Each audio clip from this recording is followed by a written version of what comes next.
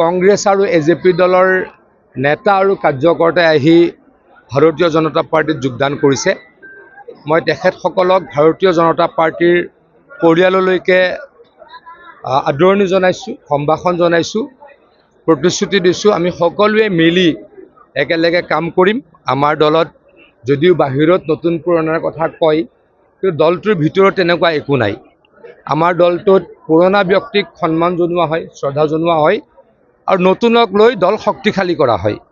গতিকে নতুনকৈ অহা ব্যক্তিসকলক আমি সাদৰ সম্ভাষণ জনালোঁ।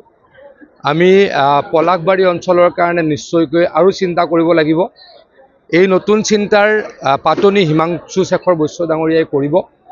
মুখ্যমন্ত্ৰী ডাঙৰীয়াই অসমক আগুৱাই লৈ যাবলৈ অহৰ্নিশে প্ৰচেষ্টা চলাইছে, চেষ্টা কৰিছে আৰু বহু ক্ষেত্ৰত সফলো হৈছে। মই আগতেও কৈছোঁ, আমাৰ হেমাংগ ঠাকুৰীয়া ডাঙৰীয়াই যোৱা 5 বছৰত যথেষ্ট কাম আমাৰ পলাশবাৰীৰ কাৰণে কৰিলে। এইবাৰ দায়িত্ব হিমাংশু শেখৰ বৈশ্য ডাঙৰীয়াৰ। মই ভাবোঁ এই ক্ষেত্ৰত তেখেতে আমাৰ যি উন্নয়নৰ ধাৰা তাক তীব্ৰ গতিত অব্যাহত ৰাখি পলাশবাৰী সমষ্টিক আৰু জাকত জিলিকা কৰিব।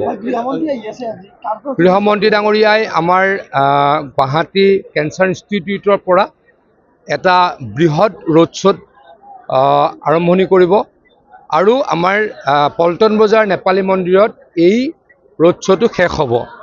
মই ভাবোঁ কেইবা লাখ লোকৰ অংশগ্ৰহণ হ'ব আৰু অসমৰ ভিতৰত এতিয়ালৈকে যিমান ৰোড শ্ব' হৈছে তাৰ অন্যতম এটা বৃহৎ ৰোড শ্ব'ত আজি গৃহমন্ত্ৰী অমিত শ্বাহ ডাঙৰীয়াই অংশগ্ৰহণ কৰিব।